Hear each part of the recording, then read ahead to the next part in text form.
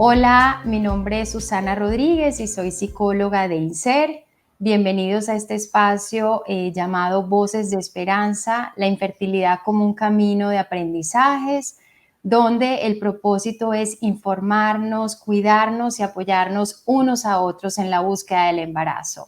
Hoy tenemos el honor de contar con la presencia de la doctora Sandra Pérez Castro, quien es nutricionista, egresada de la Universidad Javeriana con más de 25 años de experiencia, coaching nutricional, especialista en programación fetal y también en alimentación consciente, y quien además acompaña al equipo médico de nuestros doctores del eje cafetero en todos los procesos o en la mayoría de los procesos de fertilidad. Así que, doctora Sandra, un placer tenerla el día de hoy. ¿Cómo está? Hola Susana, mil gracias de nuevo por la invitación y espero que esta sea una gran oportunidad para aclarar dudas y para compartir información de gran valor sobre todo lo que tiene que ver con la alimentación, la fertilidad y la alimentación consciente. Maravilloso. Hoy vamos a tener a la doctora Sandra con una charla titulada Nutrición Consciente y Fertilidad. Así que, doctora, todo suyo el escenario. Bueno, entonces, entrando en materia, si ustedes están acá participando de este evento es porque toda la información que vamos a compartir acá les interesa. Y la clave es que desde el principio hasta el final queremos que estén muy conectados con nosotros para poder compartirles información de gran valor. Entonces, cuando hablamos de nutrición consciente y fertilidad, es clave tener en cuenta un aspecto muy importante y relevante en la actualidad, y es la epigenética. ¿Qué es la epigenética? La epigenética es una rama nueva de la medicina donde se analiza el comportamiento de la madre y del padre o de los futuros padres y cómo esas decisiones que toman con respecto a la alimentación pueden impactar en la información genética de sus bebés y en predisponer o programar todo ese proceso de prevención de enfermedades crónicas y degenerativas, ejemplo, diabetes y obesidad. Entonces, cuando hablamos de programación fetal, es fundamental tener en cuenta que el punto de partida es ese proceso de epigenética, donde la pareja como tal que toma la decisión de iniciar un proceso de programación fetal debe empezar a hacer unos cambios importantes en su estilo de vida, en su alimentación y en la toma de decisiones de cuáles son aquellos alimentos que le ayudan a fortalecer su sistema inmunológico y en cierta forma a modular toda la información genética que se puede transmitir a los futuros, al futuro bebé que se vaya a lograr engendrar en todo este proceso de programación fetal. Entonces, mi invitación es para que todas aquellas parejas que hayan tomado la decisión de iniciar cualquier proceso, es clave empezar a identificar y a quitar de su entorno aquellos alimentos que son ultraprocesados. Hablando de ultraprocesados, tenemos en cuenta como alimentos tipo productos de paquete, productos muy elaborados, productos de panadería, repostería o todos estos alimentos como embutidos, salchicha, salchichón, jamón, mortadela, que son alimentos que pueden en su preparación tener alguna modificación que pueda predisponer a las alteraciones genéticas que puedan en cierta forma generar una dificultad en el proceso de la programación fetal. Entonces, entrando ya en materia, si tenemos en cuenta que la programación fetal es el punto de partida, definitivamente la piedra angular de todo el proceso de programación fetal debe ser la alimentación. Y cuando hablamos de alimentación y cuando ya nos empoderamos y somos conscientes de que esas decisiones van a determinar y a modular la información genética del futuro bebé, entonces es clave tener claro el tema de la conciencia al comer, seleccionar los alimentos conectándonos no tanto desde el gusto y desde el placer o esa activación del sistema hedónico a nivel cerebral, sino desde la conciencia de qué alimentos fortalecen mi sistema inmunológico, estimulan el aparato genitoproductor, sino que además podamos en forma consciente empezar a retirar aquellos alimentos que no nos convienen y dar paso a otro tipo de alimentos de mejor calidad. Entonces, para entender más claramente cuál es ese eje de la alimentación consciente, quiero en una forma clara contarles cómo funciona el hambre y cuáles son esos mecanismos que nosotros tenemos a nivel del sistema nervioso que determinan nuestro comportamiento alimentario. Entonces, cuando hablamos de fisiología del hambre, entonces recordemos que a nivel del sistema nervioso tenemos una estructura muy importante que se llama hipotálamo. Entonces, en el hipotálamo hay dos centros, un hipotálamo ventromedial, que es el que regula la saciedad y es el que nos determina y nos manda el mensaje de que ya es hora de parar de comer y que nos sentimos bien. Y otro es el hipotálamo lateral, que es el que nos envía o regula la sensación de hambre. Todos estos dos centros cerebrales se estimulan por unas señales periféricas que actúan de la siguiente forma. Cuando nosotros vemos un alimento, el simple hecho de ver la presentación, el color, la textura, conectarnos con el emplatado, la forma en cómo nos han presentado ese alimento, hace que a nivel de la boca se empiece a activar la producción de saliva y con esa saliva se empiezan a producir todo lo que son enzimas que ayudan a preparar el cuerpo para una buena digestión. Después de la boca se empieza, ese alimento una vez llega al estómago, empieza a activar unos sensores. Recordemos que nuestro sistema gastrointestinal es considerado nuestro segundo cerebro.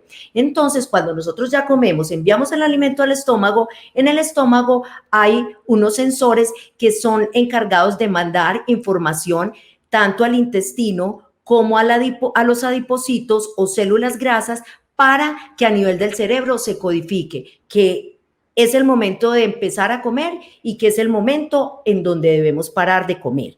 Para que este sistema se dé en una forma adecuada, deben pasar aproximadamente 20 minutos. Entonces, de ahí la importancia de que la masticación debe ser un proceso y un mecanismo que nos va a ayudar a activar todo este proceso fisiológico. Entonces, finalmente, nosotros cuando llega la hora de comer, necesitamos y sentimos un deseo de comer, pensamos en comida, nuestro mecanismo de defensa y de supervivencia nos dice, hay que buscar algo que comer. Entonces, tomamos a nivel del sistema nervioso, de acuerdo a nuestros aprendizajes, creencias y hábitos, elegimos determinado alimento y ya una vez empezamos a comer, se determina esa sensación de saciedad. Entonces, vemos que todo este es un proceso complejo que requiere tiempo y si lo hacemos en una forma consciente, vamos a lograr optimizar todo este mecanismo fisiológico del hambre. Entonces,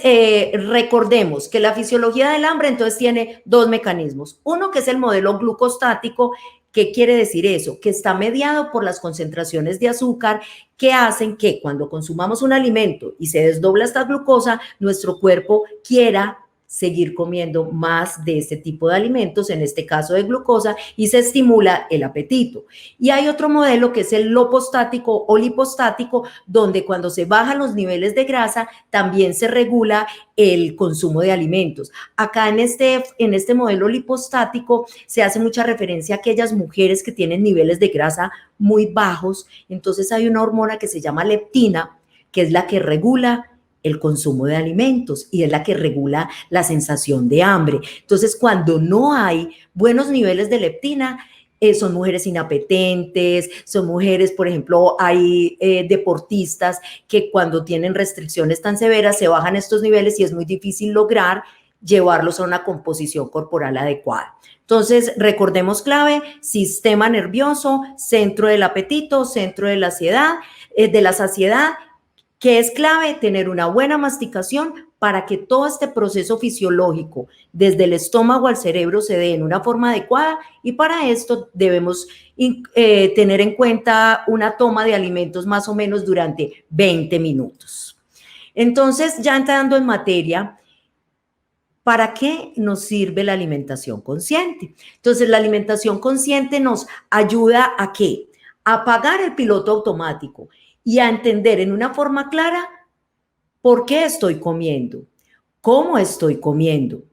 Estoy sentado, tomando mis pausas, estoy conectado realmente con la alimentación, o estoy conectado con el celular, con el iPad, con otro tipo de cosas. Entonces nos hace en ese momento, en el ya, el aquí y el ahora, conectarnos con lo que estamos haciendo. En la alimentación consciente también entendemos el cuándo se debe comer, porque fisiológicamente las órdenes que nos da nuestro cuerpo son diferentes y cada persona tiene unos sensores que determinan su comportamiento alimentario. Es decir, hay algunas personas, hay ahora también una rama nueva de la nutrición y de la endocrinología que se llama la cronobiología. Entonces, la cronobiología es esa rama que hace énfasis en los ciclos de descanso o en el ciclo circadiano de todo el día para determinar cómo es el comportamiento alimentario, de tal forma que hay personas que son matutinas, es decir, que funcionan muy bien en la mañana y que su cuerpo les pide más alimento en la mañana. Hay otras que son vespertinas y hay otras que son nocturnas. Entonces, con base en esos análisis de cronobiología, uno ya puede detectar realmente cuándo es la hora de comer de acuerdo a ese ciclo circadiano que predomina en cada persona. Otro aspecto importante, ¿en dónde va a comer? ¿Va a comer en el carro, conduciendo? ¿Va a comer de pie? ¿Va a comer de pie en la nevera sacando? ¿Va a comer de la olla o sencillamente se va a sentar en una mesa bien puesta, bien organizada, con todo el tiempo y la disposición para nutrir a la persona más importante del mundo, que es cada uno de ustedes? Otro aspecto importante, ¿qué estoy comiendo? ¿Cuál es la calidad de esos nutrientes que estoy llevando a mi cuerpo para poder, en cierta forma, nutrir y prevenir todas las enfermedades crónicas y degenerativas? Y algo clave también, ¿cuánto estoy comiendo? Porque podemos seleccionar alimentos de muy buena calidad, pero si hay un exceso en esa cantidad de alimentos, pues obviamente esto se va a traducir en exceso de peso o en alteraciones metabólicas. Entonces vemos que es como el boom a raíz de los pilares de la alimentación consciente, entender el por qué, cómo, cuándo, dónde, qué y cuánto estoy comiendo. Si empezamos en una forma sencilla, antes de sentarnos a la mesa, respirar y conectarnos y empezar a escanearnos con todas estas preguntas, las decisiones que se van a tomar van a ser completamente diferentes. Entonces, ¿qué sí es alimentación consciente? Entonces, alimentación consciente es ceder el control, es apagar el piloto automático para disfrutar el ya, el aquí y el ahora de la experiencia gastronómica o alimentaria a la que nos permitamos experimentar. La alimentación consciente tiene una gran ventaja, como sale desde el interior del ser y desde el empoderamiento de cada uno, es sostenible en el tiempo. Hace énfasis en la conciencia plena, que es vivir el ya, el aquí y el ahora, evita las dietas restrictivas o las reglas externas, porque ahí sencillamente en la alimentación consciente cada uno de ustedes se convierte en el experto del manejo de su cuerpo y en esa forma, cuando se conecta realmente, empieza a identificar qué sabores predominan más, qué horas son en las que determina más su comportamiento alimentario, y lo importante es esto, que cada quien empieza a autoconocerse, a autogestionarse para tomar las mejores decisiones. Y recordemos que entonces existe una triada en la alimentación consciente que es un pensamiento, llega a mí, eso me determina una sensación y esa sensación genera en mí una emoción que me permite relacionarme en diferentes formas con la comida. No solo desde la parte fisiológica, sino desde la parte emocional. Y ahí en el tema de alimentación consciente también es clave identificar que existen diferentes tipos de hambre. Entonces existe hambre fisiológica, hambre de corazón cuando estamos tristes, hambre de estrés, hambre de vitaminas, porque hay personas que tienen deficiencias nutricionales y eso lo vemos mucho, por ejemplo, en las mujeres embarazadas que empiezan cuando detectan en sus primeras etapas que han logrado embarazarse predisposición por alimentos cítricos. Entonces el cuerpo empieza a manifestar esa sabiduría interior y lo importante es que cada uno aprenda a conectarse en una forma clara y sencilla. Entonces, recordemos que la alimentación consciente sí es ser conscientes de lo que comemos, detectar qué pensamientos tenemos con la comida antes de iniciar, prestar atención a qué conductas nos están determinando ese comportamiento alimentario. Es importante en la alimentación consciente aceptarse cada uno como es, aceptar el cuerpo, aceptar la forma del cuerpo que tiene y lo más importante es ser consciente de desarrollar la mejor versión de cada uno. Alimentación consciente es atender esas sensaciones de hambre y de saciedad. Es observar las emociones que impulsan el comer o el no comer, es no juzgar la experiencia ni juzgarse a sí mismo, sino disfrutar el momento. Y cuando en un proceso de alimentación consciente empezamos a hacer una buena masticación, la clave no es tanto masticar 50 o 100 veces, sino hacer lo siguiente, llevar el primer bocado, soltar el cubierto y empezar a masticar y recorrer el alimento por todas las áreas de la boca, porque recordemos que en la lengua están los 5 sentidos, entonces cuando logramos también activar esos sensores, se manda un mensaje al sistema nervioso para que también se detenga el consumo de alimento, que es otro factor muy importante. Recordemos que en la alimentación consciente también es clave entender cuáles son esas decisiones de la ingesta alimentaria que cada uno tiene y lo más importante es ser compasivos, es respetarnos y no evitar ese tipo de comentarios que muchas veces se escuchan en algunas mujeres, es que estoy como una vaca, es que comí como una cerda, ese tipo de cosas. Recordemos que toda esa información que le damos a nuestro cerebro, el cerebro lo recuerda, entonces tenemos es que pensar desde lo que sí queremos y evitar todos esos pensamientos que no nos ayudan ni que nos estimulan o nos motivan a salir adelante. Entonces, para entender claramente el tema de la alimentación consciente, yo quiero compartirles acá en una forma sencilla cuáles son como las guías que yo manejo en mi práctica clínica para que el paciente identifique las escalas del hambre y de la plenitud. Entonces, acá tenemos la escala está valorada de 1 a 10, donde en 1 el paciente siente que tiene hambre muy, muy leve. Entonces, ahí la indicación es que no debe comer. Debe iniciar el consumo de alimentos más o menos cuando está en una escala cómoda entre 4 y 5.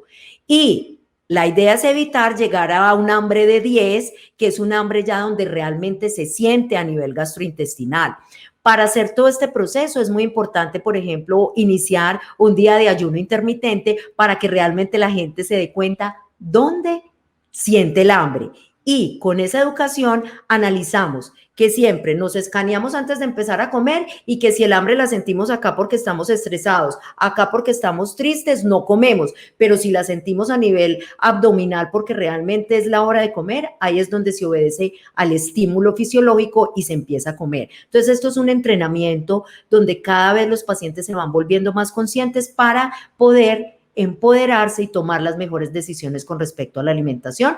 Y acá por el otro lado vemos entonces el nivel de plenitud, teniendo en cuenta que plenitud es ese estado donde yo digo, me siento bien, me pareció deliciosa la comida, me encantó, pero hasta acá es suficiente para mí. Entonces, una plenitud de 1, 2 a 3 es normal, entonces ahí pues obviamente el cuerpo sí debe seguir consumiendo algún alimento. Ya más o menos en 4 o 5 decimos, hasta aquí paré, está delicioso, me encantó.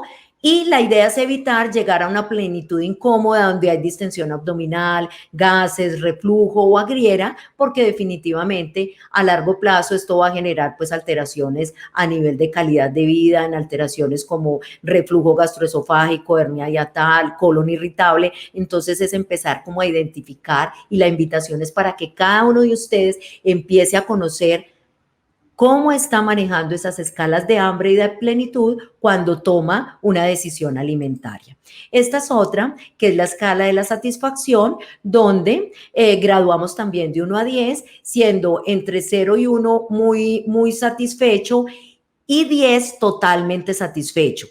Recordemos los orientales, ellos dicen que nosotros debemos utilizar máximo el 75% de nuestra capacidad gástrica para que el cuerpo se encargue de hacer todos esos movimientos de mezcla, de producir todos los jugos digestivos para que haya una buena digestión. Entonces, cuando se llega a un nivel de 10 de satisfacción, es muy difícil que el cuerpo logre hacer todo este proceso. Entonces, la invitación es llegar máximo a un 75% de la capacidad gástrica para poder tener buenos resultados. Entonces, esto lo hacemos en la práctica clínica. El paciente a veces trae algún alimento que le gusta o sencillamente utilizamos con agua, con alguna bebida para que él identifique dónde se siente bien y dónde es que tiene que parar para hacer esa programación a nivel de sistema nervioso. Entonces, todo esto, la idea es que ustedes sepan que existen y que ustedes pueden empezar en una forma primero de autodidactas y después pueden empezar a utilizar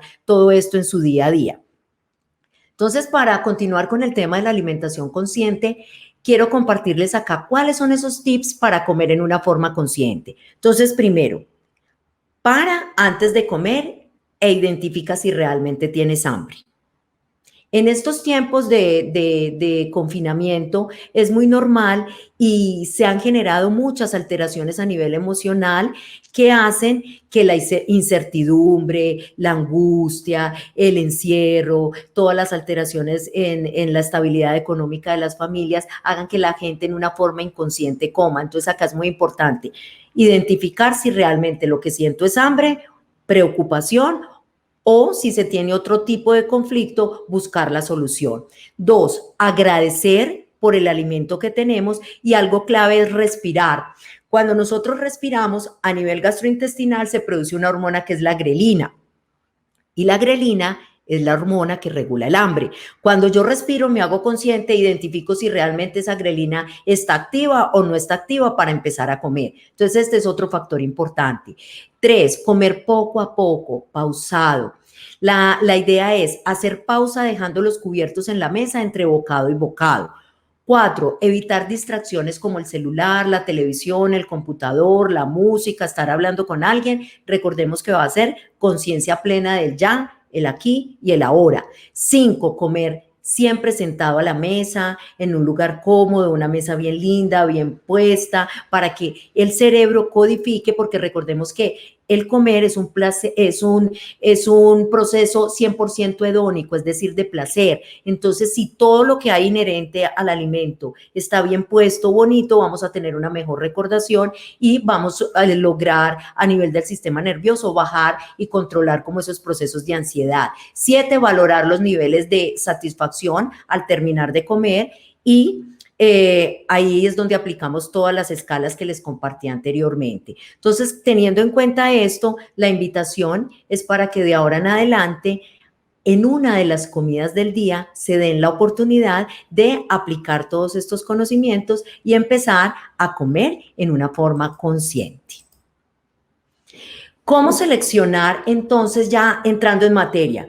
Soy claro que escaneo, identifico cómo está mi alimentación, identifico cuáles son esas áreas de mi cerebro que se estimulan cuando quiero comer. Ahora entonces vamos a entrar ya más en materia y vamos a identificar cómo vamos a seleccionar esos alimentos que vamos a consumir.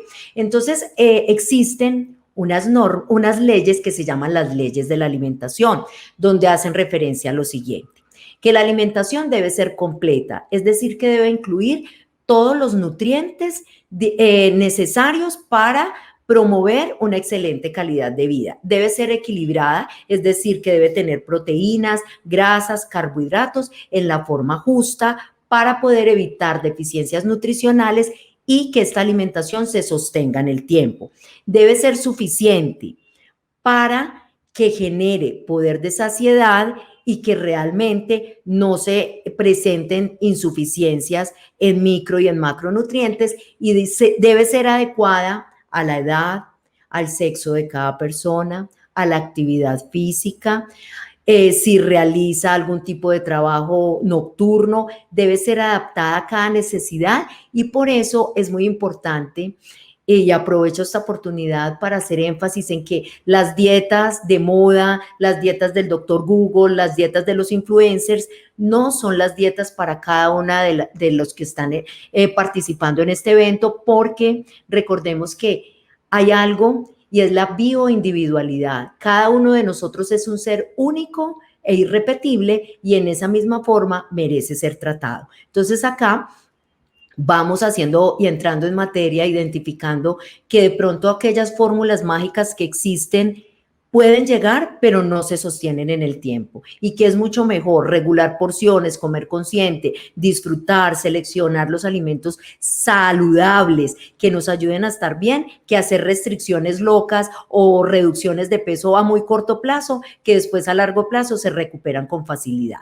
Entonces, para esto, recordemos entonces que existen 3 macronutrientes importantes, que son carbohidratos, proteínas y grasas.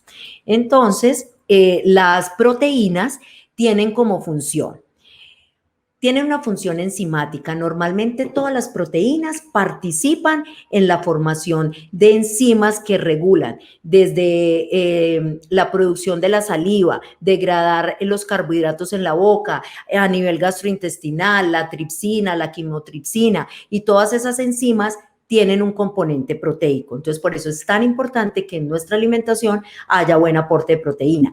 Tienen un rol muy importante en la producción de hormonas y cuando hablamos de infertilidad es fundamental entonces tener en cuenta cuáles son esos nutrientes que pueden estimular o modular la producción hormonal tanto en el hombre como en la mujer para poder optimizar todos estos procesos de fertilidad.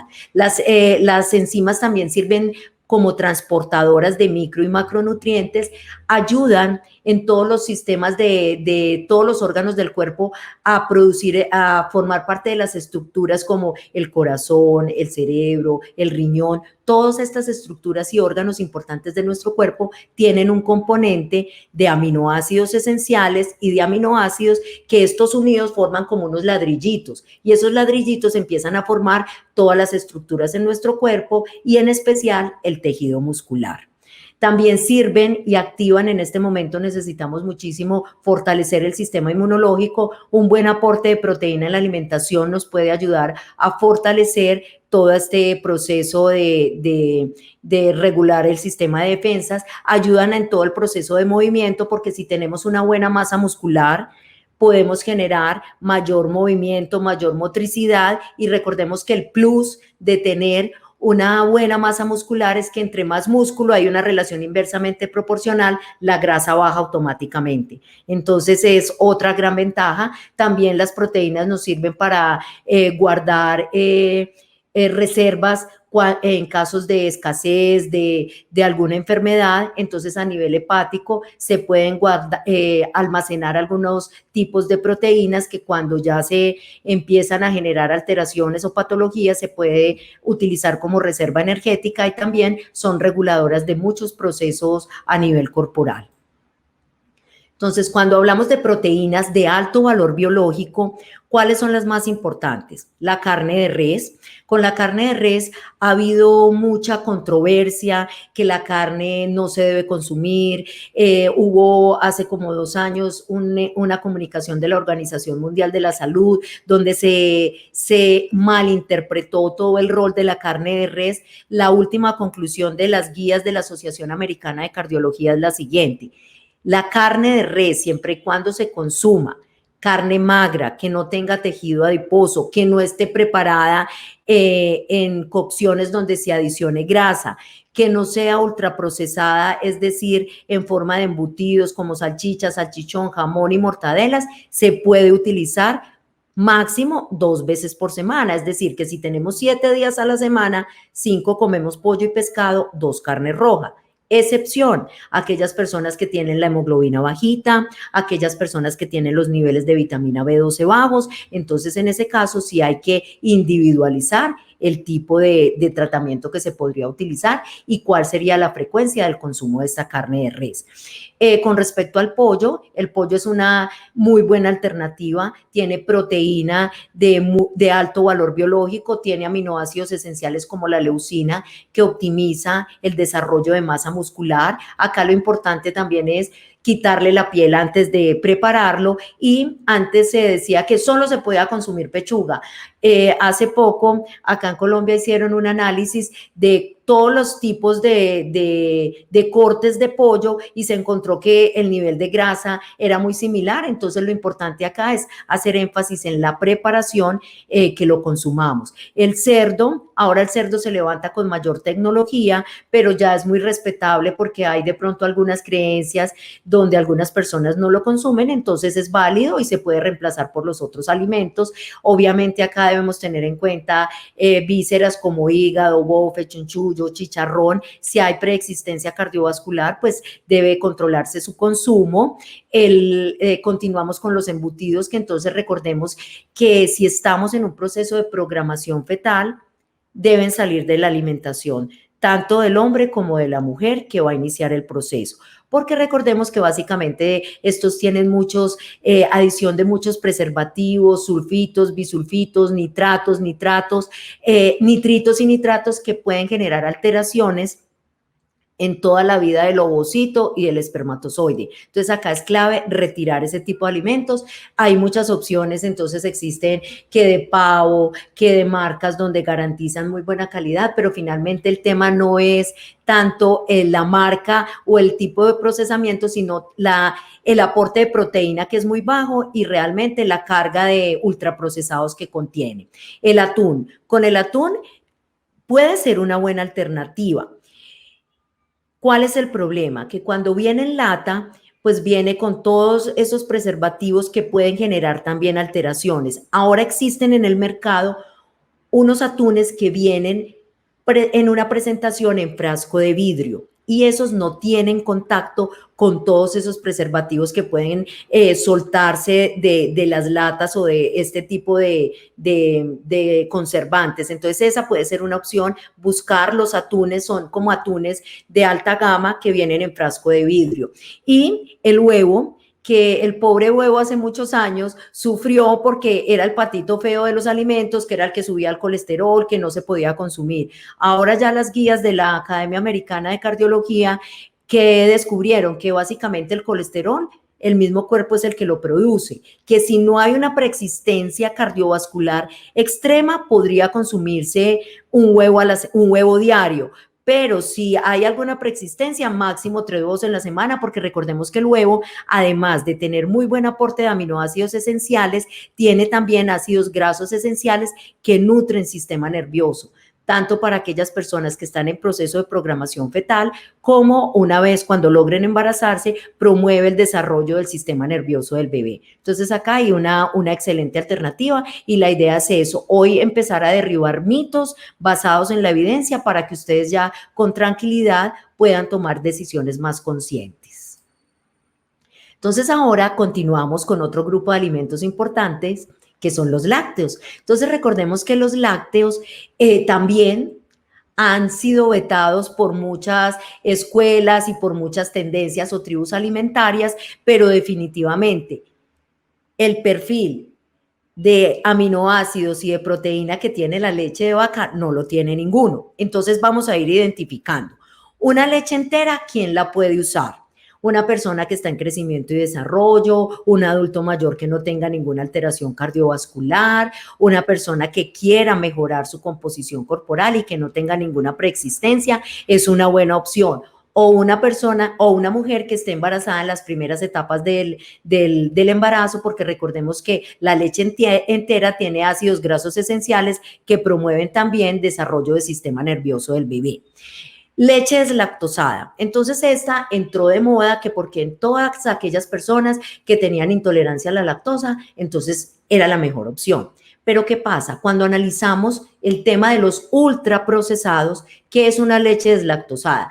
Es una leche que contiene lactosa y le quitan la lactosa y la desdoblan hasta galactosa más glucosa, por eso es dulce. Entonces, aquellas personas con diabetes, con intolerancia a carbohidratos, no está indicado que consuman este tipo de leche. Y es mucho mejor hacer una dilución de una leche entera, es decir, 70% de agua por 30% de leche, que utilizar una leche deslactosada, porque recordemos que cuando es deslactosado, descremado, descafeinado, todo esto implica más tecnología, más procesamiento y hace que el alimento sea más químico. Cuando el alimento es más químico, entran en juego unas sustancias que se llaman disruptores endocrinos, que son sustancias que alteran el mapa genético. Entonces, cuando nosotros ya somos más conscientes de eso, decimos, la alimentación, entre más natural, entre menos etiquetas y menos rotulados nutricionales tengamos que leer,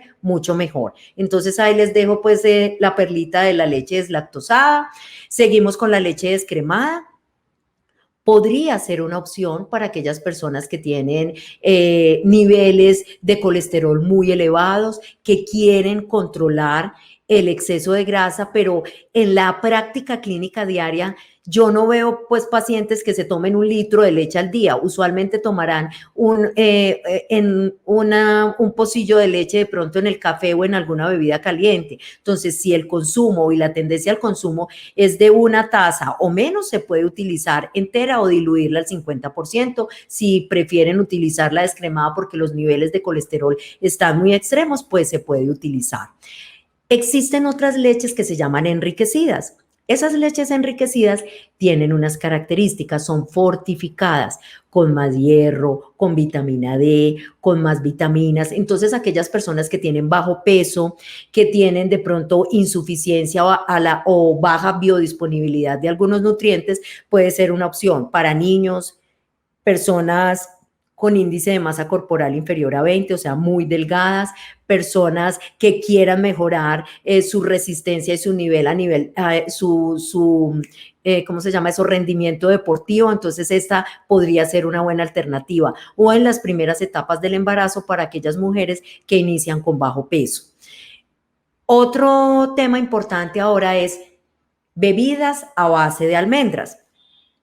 Antes se hablaba de leche de almendras y hace más o menos 3 años en el Congreso Americano de Dietistas se hizo una muestra aleatoria de todas las leches vegetales que en ese momento se llamaban así y que se descubrió que básicamente tenían gran contenido de agua, gran contenido de saborizante, tenían azúcar y tenían muy bajo aporte proteico. Entonces ya la regla internacional de la FDA dijo, un momentico, ustedes no pueden llamarse leche, deben cambiarse y deben llamarse bebidas a base de coco, bebidas a base de almendras, bebidas a base de arroz. Entonces, teniendo en cuenta esas características, si hay personas vegetarianas, veganas, que no lo puedan consumir, que no quieran consumir leche animal, pues pueden utilizarla como buena alternativa, pero recordemos que estas bebidas tienen un aporte proteico más bajo, no es que sea equivalente las dos, excepción. Si las preparan en casa, por ejemplo, una bebida a base de almendras,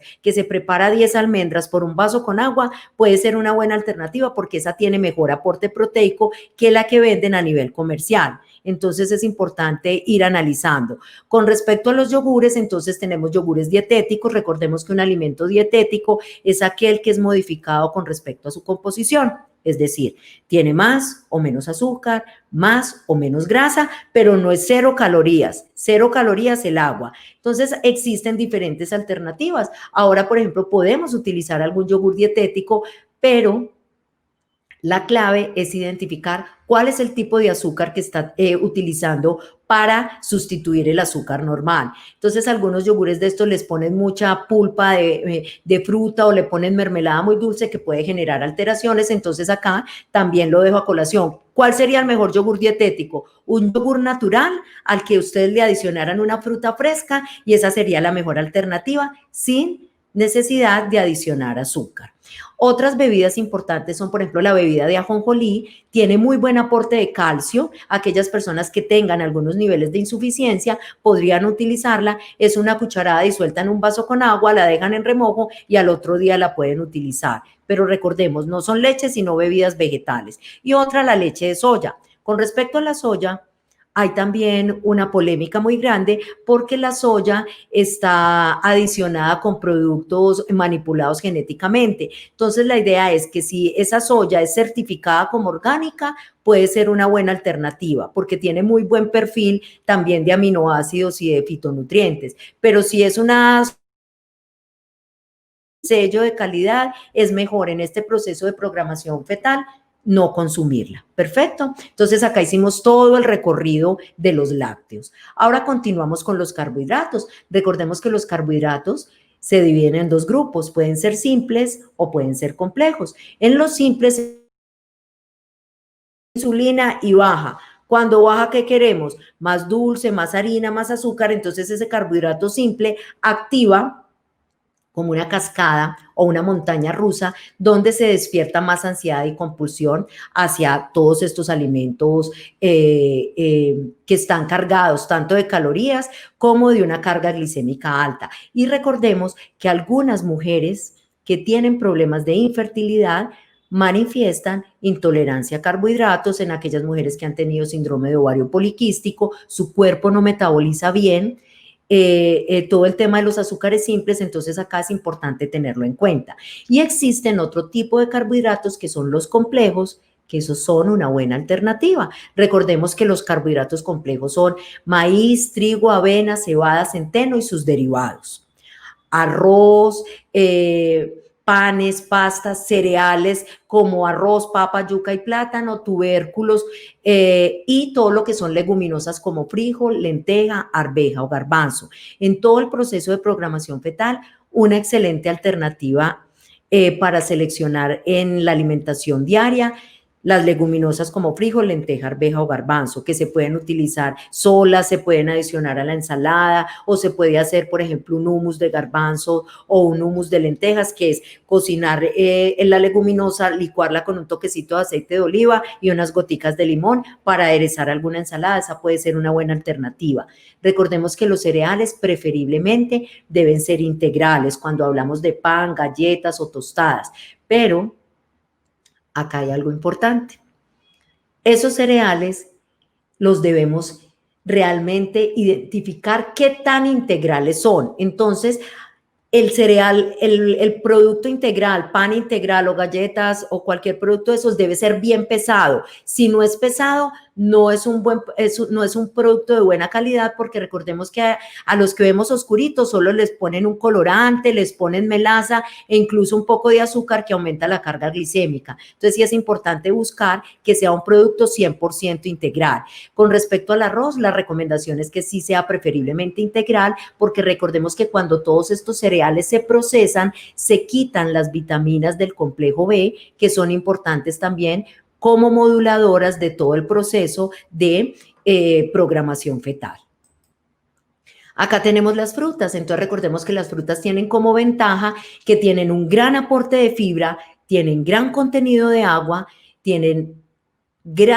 son gran fuente de fitonutrientes, que esos fitonutrientes son sustancias que le dan color a los alimentos. Ahora más adelante les voy a explicar en qué consiste. Las frutas nos ayudan a regular el peristaltismo intestinal, a darle más peso a las heces fecales. De esa forma ayudan a prevenir el estreñimiento, son de fácil preparación porque las podemos mantener en la cartera o en el lugar de trabajo sin problema, ayudan a calmar la ansiedad y la Asociación Americana de Dietistas recomienda 5 frutas y verduras al día. Ahí depende el tipo de fruta, si hay alguna resistencia o intolerancia a carbohidratos con aquellas mujeres que de pronto tienen síndrome de ovario poliquístico, entonces ahí utilizamos frutas que tengan índice glicémico más bajo. Les voy a explicar qué es el índice glicémico. El índice glicémico es la velocidad con que un alimento me sube el azúcar. Entonces hay alimentos de índice glicémico alto, medio y bajo. Vamos a utilizar frutas que tengan índice glicémico bajo, manzana, pera, durazno, mandarina, granadilla. Recordemos que siempre las frutas se deben consumir enteras, no en jugo, porque en jugo se estimula más la producción de insulina y nunca hacemos un jugo de naranja con una naranja, sino con 3 o 4, entonces esa no es la opción. La idea es que siempre la fruta vaya entera. Si hay resistencia a la insulina o intolerancia a carbohidratos, entonces se debe controlar banano, uvas, mango dulce. Acá, con respecto al índice glicémico, quiero compartirles algo. El índice glicémico está regulado por dos factores. Uno que es el grado de maduración del alimento, es decir, que si ustedes se comen un mango pintón no pasa nada, pero si se comen un mango súper dulce, activa de una vez la producción de insulina y puede generar alteraciones en los controles de glicemia durante todo el mes. Entonces, para que lo tengan en cuenta. Y otro aspecto importante es el grado de cocción. Ejemplo, si yo tengo una zanahoria rallada cruda, perfecta, pero si hago un puré de zanahoria, eso hace que ya su índice glicémico sea más alto. Entonces, otro aspecto importante, entonces acá con respecto a las frutas, ahora hay muchas tendencias y muchas tribus alimentarias que dicen que las frutas son malísimas, que porque pues generan resistencia a la insulina. Entonces recordemos que lo importante acá es la porción, cuál es el objetivo que yo tengo, si hay alguna preexistencia o alguna patología, y de esa forma se toman las decisiones. Que si las frutas se pueden consumir y son malas en la noche o en el día, recordemos que nuestro cuerpo, dependiendo de la cronobiología,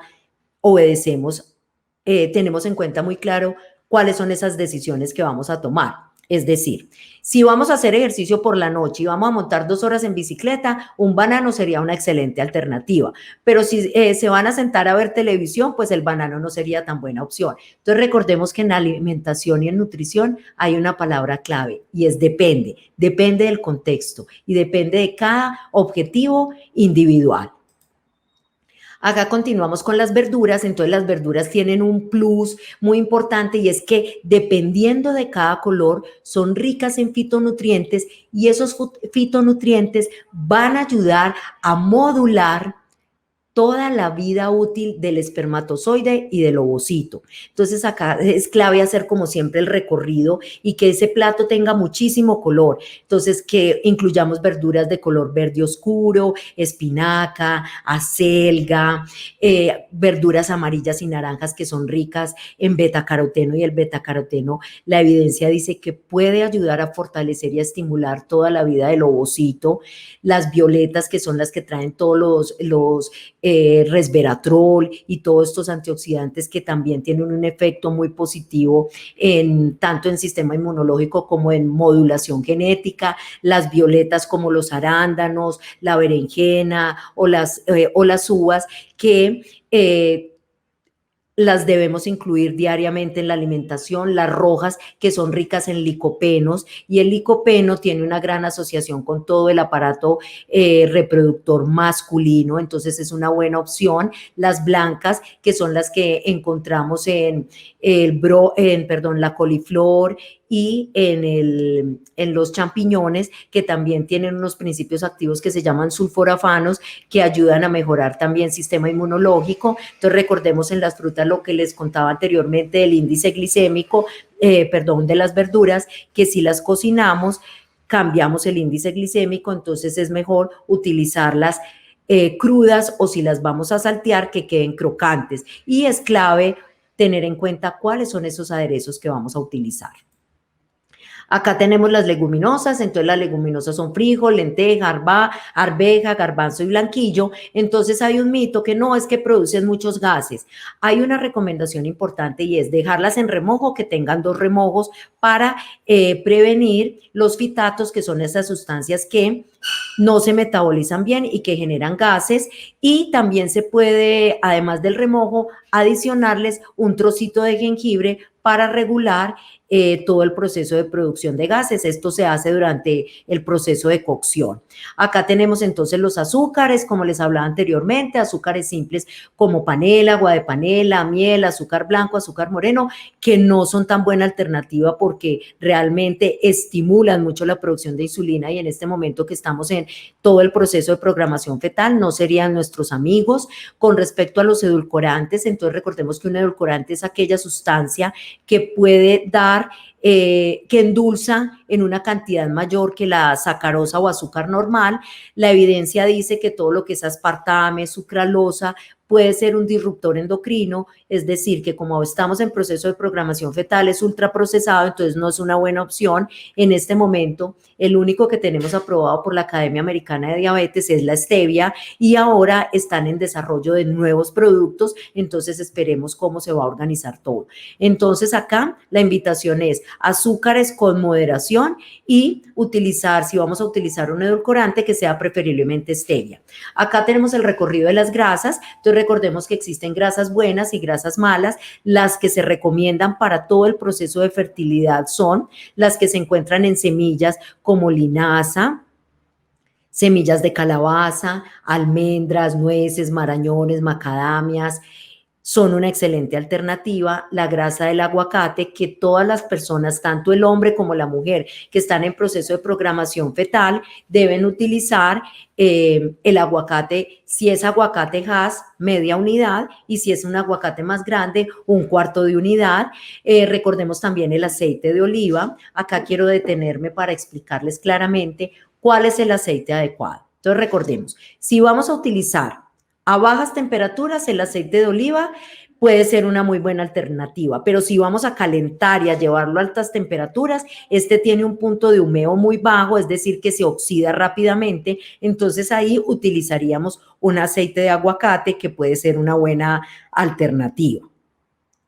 Los pescados también, dependiendo de la zona geográfica donde estén ubicados, entonces utilizar salmón, trucha, tilapia, atún fresco, que pueden ser una buena alternativa, teniendo en cuenta que en el momento de embarazarse deben tener cuidado con todos aquellos que son del sur, porque en el sur hay mayor contaminación con metales pesados. Las personas que están en Europa o en Estados Unidos, que tienen acceso a consumir salmón canadiense, salmón de Alaska, salmón de Noruega, este tiene mejor biodisponibilidad de ácidos grasos esenciales.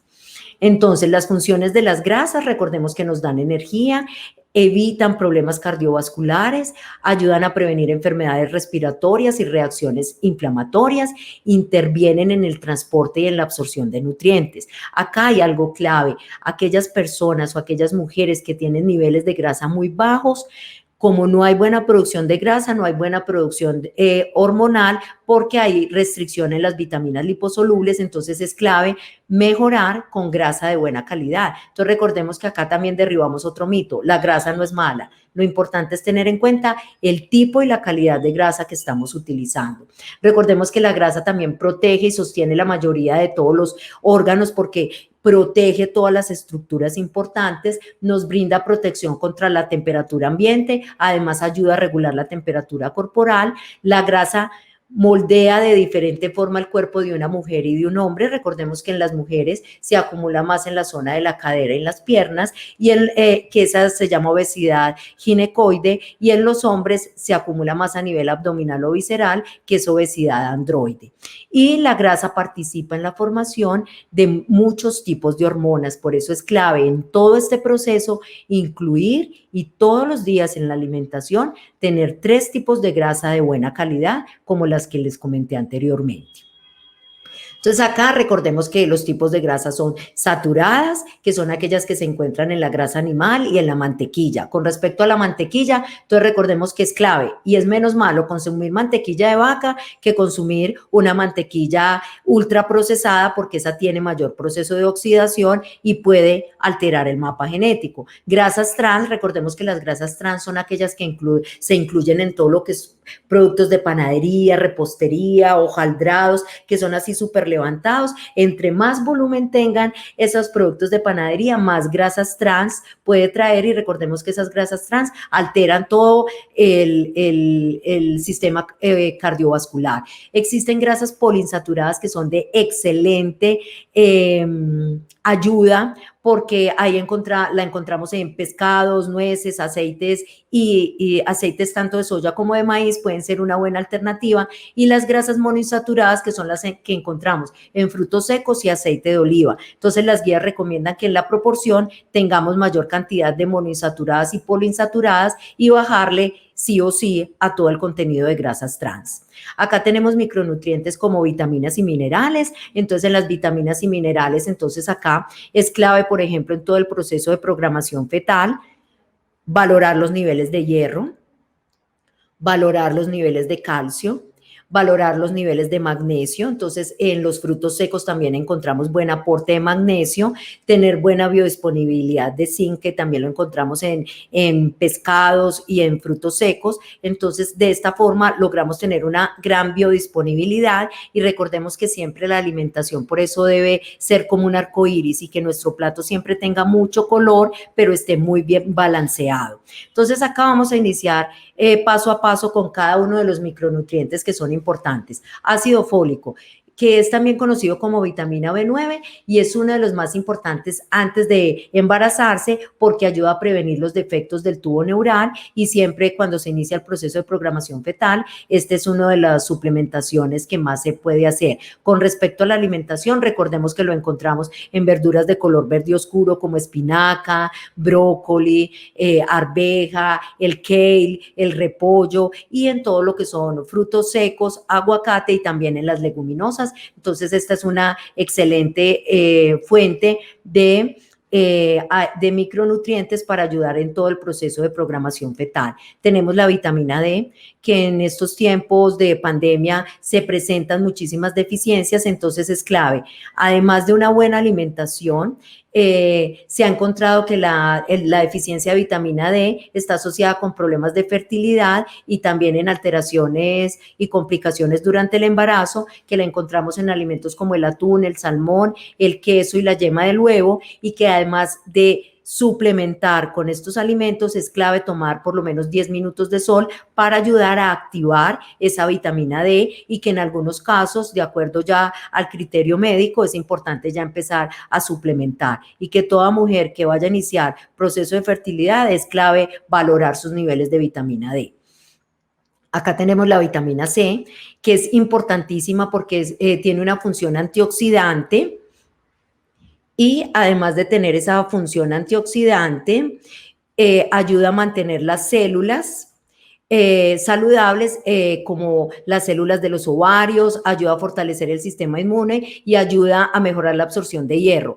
Si quieren tener buenos niveles de vitamina C, entonces es importante incluir frutas cítricas, pimentón, tomate rojo, brócoli, que es una buena alternativa. Continuamos con la vitamina E, que esta vitamina es esencial para tener una buena salud reproductiva y nos ayuda a que en las mujeres embarazadas que tienen niveles bajos de vitamina E, es importante suplementar también por medio de alimentos como aceite de oliva, frutos secos, pescado y aguacate para estimular el desarrollo del sistema neurológico del bebé. Acá tenemos el tema de bebidas alcohólicas que obviamente en todo proceso de programación fetal pues deben eliminarse de la alimentación, que en el peor de los casos podría ser pues una copa de vino tinto por el efecto del resveratrol, pero lo ideal es tratar de controlarlo. El agua, que es un nutriente también fundamental, donde recordemos que el agua forma de un 55 o 60% del peso corporal, que es muy importante a nivel del hipotálamo, existe el centro de la sed, que es el que regula también que queramos o no consumir alimentos. El plus del agua es que ayuda a regular el estreñimiento, ayuda a regular la temperatura corporal, ayuda a regular el envejecimiento y en casos de ansiedad ayuda a disminuir la capacidad gástrica. Y también es clave tener en cuenta que hay que individualizar. Si hay personas con problemas de retención de líquido, pues toman más agua en la mañana que en la noche. Lo ideal es que sean de 6 a 8 vasos de agua al día. Si están en zonas muy cálidas, pues deben hacer la modificación. Acá tenemos condimentos y especias que son para realzar el sabor de los alimentos. El plus es que no tienen un aporte calórico grande y encontramos las raíces Trinidad como jengibre, ajo, que pueden ser una buena alternativa, haciendo énfasis en que estos condimentos y especias se deben utilizar en el proceso de programación fetal y una vez esté en embarazo se deben quitar todo lo que sean hierbas aromáticas.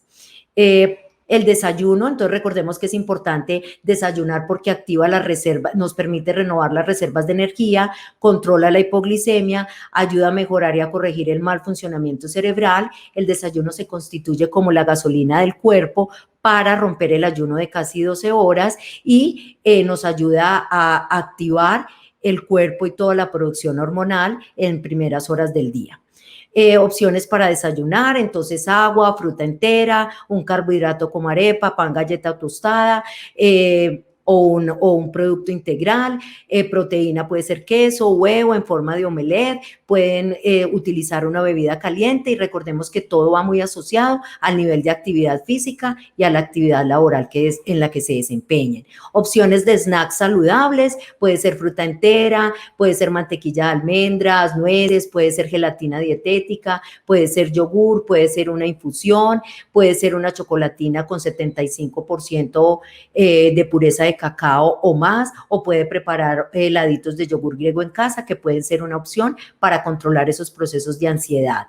Menús de almuerzos, entonces es clave utilizar una sopa o un caldo de verduras, utilizar una ensalada al vapor. Recordemos que esto también es muy individualizado. Acá pueden utilizar una proteína que puede ser pollo o carne o pescado, incluir un grano que puede ser frijol, lenteja o pasta, teniendo en cuenta que la porción es pequeña, y terminar siempre con agua o aromática. Recordemos que los jugos no están indicados. Si trabajan fuera de casa, entonces pueden llevar como su almuerzo, que es más saludable, si prefieren sopa para las personas que están viviendo en invierno en este momento, sino una ensalada con una porción de proteína, adicionar una leguminosa que es una buena alternativa y una aromática. Recuerden que al empacar los alimentos deben tener en cuenta la temperatura, la conservación del alimento, separar cada alimento para evitar contaminación cruzada y evitar la descomposición por el clima. ¿Cómo debe ser esa proporción para seleccionar los alimentos? Entonces, dividir el plato, el 50% ensalada, un 25% la proteína, que puede ser carne o pollo, pescado, y otro 25% el carbohidrato, que puede ser complejo, como leguminosa, frijol, lenteja, arveja o garbanzo, en esa proporción. Si son cenas en casa en la noche, recordemos que dependen mucho del estado nutricional, el horario en que se coma, la actividad física. En épocas de clima frío puede ser un consomé, pueden utilizar también algo similar a un desayuno, controlar carbohidratos si la necesidad es de modificar la composición corporal, y si hay alteraciones gastrointestinales como reflujo, evitar comidas muy abundantes en la noche y comer mínimo 3 horas antes de dormir. Opciones de comida, entonces puede ser arepa con queso, un wrap de pollo o de atún, un pan árabe, chucito de pollo con verduras, un consomé de pollo o una hamburguesa de carne con una buena porción de vegetales. Entonces, recordemos que con todo lo anterior podemos corroborar, y mi pregunta es: dime lo que comes y te diré cómo te sientes. Entonces, con esto quiero terminar mi presentación y dejarles esa huella para que cada uno de ustedes tome la decisión de comer en una forma consciente, de hacer una programación fetal adecuada para poder lograr los objetivos. Maravilloso, Muchísimas doctora. gracias. A usted nos queda clarísimo que no es solamente lo que come, sino la forma con la que comes, y por eso es tan importante hacerlo conscientemente. Doctora, para ir cerrando con su valioso aporte el día de hoy, quería hacerle 2 preguntitas puntuales. ¿Qué tan importante es el cuidado en la nutrición en nuestros pacientes cuando están iniciando un tratamiento de fertilidad? De manera breve, sí. Sí, bueno, entonces recordemos que ya pues con todo lo anterior, pienso que se han aclarado todas las dudas, pero es clave. Primero, modular la composición corporal y tratar de llegar a un estado nutricional óptimo, tanto el hombre como la mujer, para poder activar todos esos procesos hormonales y que se pueda dar un proceso de fertilidad en una forma efectiva. Entonces, valorar el estado nutricional, recuerden regular todo el proceso, el consumo de alimentos ultraprocesados, y lo más importante, comer en una forma consciente para poder que cada uno de ustedes sienta que se convierte como en un arquitecto que va poniendo las piezas mágicas para poder desarrollar la mejor maqueta que va a ser ese bebé, tomando unas decisiones muy claras con respecto a la alimentación. Maravilloso, doctora. Otra pregunta: si yo estoy en un tratamiento, iniciando tratamiento, buscando un bebé y me voy a un supermercado a mercar, ¿cuáles serían 10 alimentos que no pueden faltar en mi carrito? Frutas de todos los colores, verduras de todos los colores, muy buena porción de carne, pollo o pescado, aceites, aceite de oliva, aguacate, frutos secos como almendras, nueces, marañones, macadamias. Con eso podrían hacer y leguminosas como frijol, lenteja, arveja o garbanzo. Esa podría ser una canasta familiar espectacular para una persona que va a iniciar el proceso de fertilidad, pero las reinas van a ser las frutas y las verduras. Maravilloso. Y allí se plantea ese arco iris que usted nos estaba comentando en su charla. Doctora, un mensaje para las personas que en este momento nos conectan. ¿Qué les quiere decir en relación a la esperanza? Bueno, con relación a la esperanza, recordemos que nosotros somos el resultado de las decisiones que tomamos. Entonces, la invitación ahora es para que en una forma consciente tengan claro que a cada quien le llega su bebé o todo, o este proceso logra ser efectivo en el momento oportuno, ni antes ni después. Entonces, es como confiar y tener esas decisiones muy claras y dar pasos certeros para poder lograr los objetivos. Maravilloso. Bueno, muchísimas gracias, doctora Sandra. Un abrazo grande para ustedes y hasta una próxima oportunidad. Bueno, mil gracias para todos. Hasta luego, doctora. Hasta luego.